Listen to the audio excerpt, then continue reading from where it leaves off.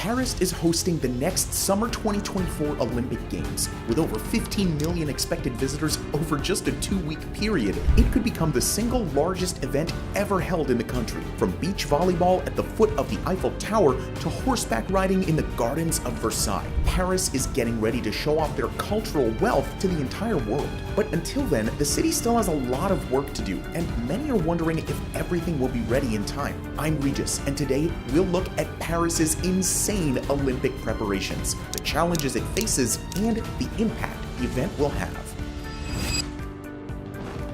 The bid.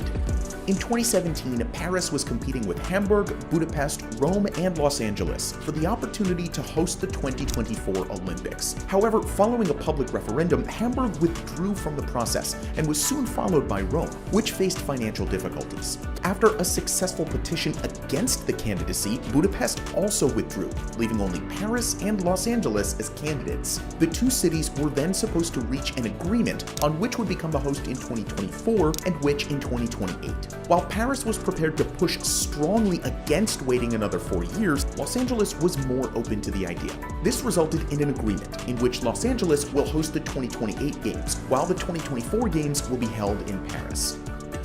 Paris 24, Los Angeles 28.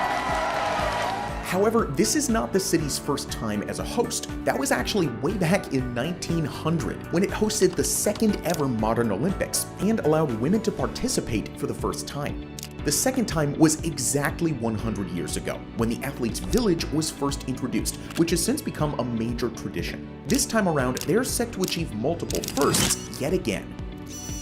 They'll be the first games in history to feature gender-equal athlete selection, as well as the first to be completely carbon neutral, and to include a breakdancing discipline. Not only that, but with a budget of $9.5 billion, they're intended to be one of the cheapest of the century. A little counterintuitive, but we'll explain how.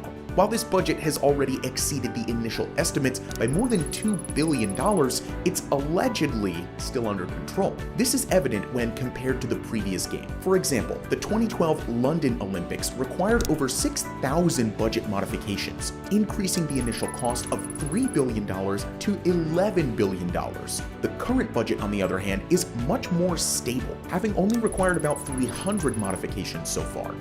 The venues.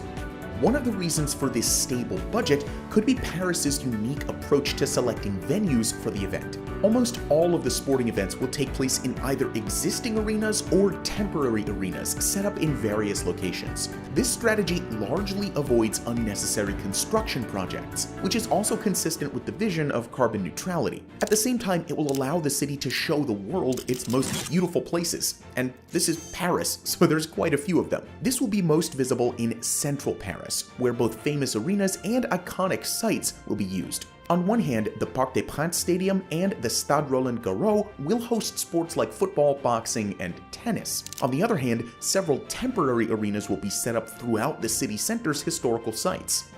Let's take a look at some of the most interesting ones. Firstly, the fencing and taekwondo competitions will be held at the Grand Palais. It's a historical site and museum complex that dates back to 1900 and has previously hosted the World Fencing Championships, moving to the Les Invalides complex, which will hold the archery and athletics events in its open outdoor space. It's known for its military history museums, as well as Napoleon Bonaparte's tomb. Next, the most iconic of all Parisian sites, the Eiffel Tower. At its foot, a temporary arena will be set up for beach volleyball. And just a short walk away, the gardens of the Trocadero will take center stage for the opening ceremony. In addition, famous squares such as La Concorde will be used as open venues, and even some historical bridges will be incorporated into events like cycling and the triathlon. As we move further from the city center into the surrounding Île-de-France region, we'll also be met with many impressive venues. The colossal Stade de France will host the rugby and athletics, as well as the closing ceremony. The Palace of Versailles, one of the most famous sites in the whole of France, will be used as a temporary arena. Or more specifically, its famous gardens, where the equestrian and modern pentathlon will be held. North of the city center, we can even find two brand new permanent venues. The first is the Porte de la Chapelle Arena, which has been under construction since 2020. While it was originally supposed to host the basketball event, its 8,000 person capacity will instead be used for badminton and gymnastics. The other one is the Paris Aquatic Center, which began construction in 2017 and will be used for diving, water polo, and artistic swimming. It will have a capacity of 6,000 people during the Olympics, but it'll be reduced to around 2,000 afterwards. Moving on from Paris, let's take a short look at the other venues scattered across the country. Several flagship cities of French football, such as Lyon, Nice, and Marseille, will host the football competitions, as they already have massive stadiums built. For example, both the Marseille Stadium with its impressive roof or the ultra-modern Lyon Stadium will be used. Speaking of Marseille, the sailing events will be held at the city's marina, which is well known for hosting boat-related activities. Finally, there's one venue that's just completely unique from all of the others. That's because it's located on the opposite side of the globe, on the island of Tahiti. Since it's part of French Polynesia, it technically counts as part of French territory. This means that the organizers will be able to host a surfing event on the amazing local waves. As you can see, the vast majority of the venues will be ready for use with only minor modifications. However, in preparation for the other aspects of the Olympics, Paris is working on a few absolutely massive projects. The new Olympic Village is by far the largest one.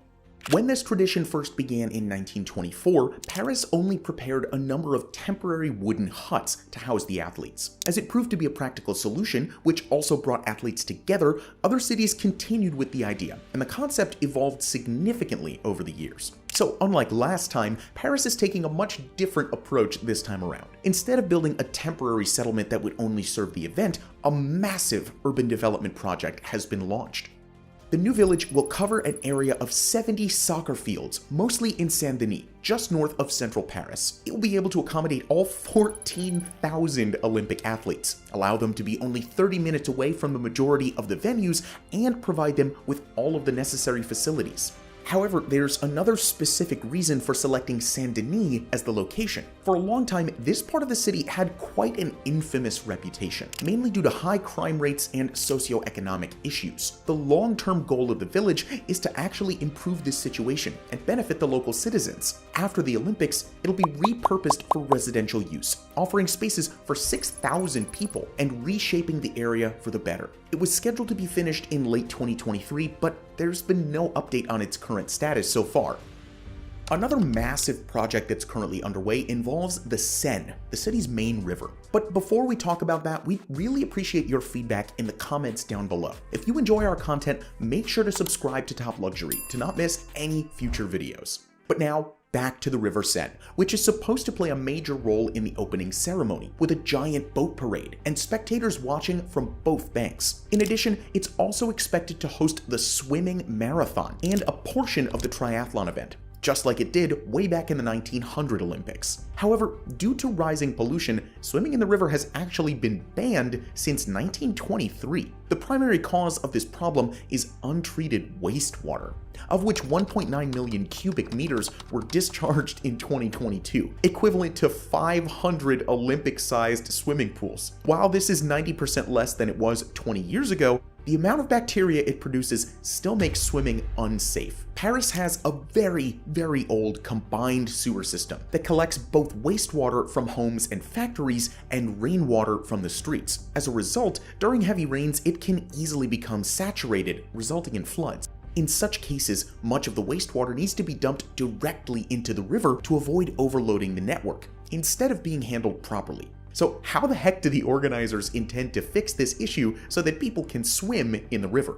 The answer is a colossal underground rainwater tank located near the Austerlitz train station. Its job will be to collect polluted rainwater from the streets and transport it to a treatment plant downstream. When the bacteria levels reach the safety thresholds, it will be released into the Seine. This way, the rainwater tank will significantly offload the sewer system, allowing the wastewater to enter the network properly, rather than being discharged into the river untreated. But despite the $1.5 billion price tag, the project is not guaranteed to succeed. While it should work under normal conditions, if the city experiences excessively heavy rain during the event, it may not be sufficient. If this were to happen, the swimming competitions may be postponed for a few days as the organizers don't have a backup plan. Let's just hope the weather's on our side, I guess. Anyway, river pollution is not the only issue that could arise during the games. Paris also faces two other major problems, both of which have the potential to seriously disrupt the entire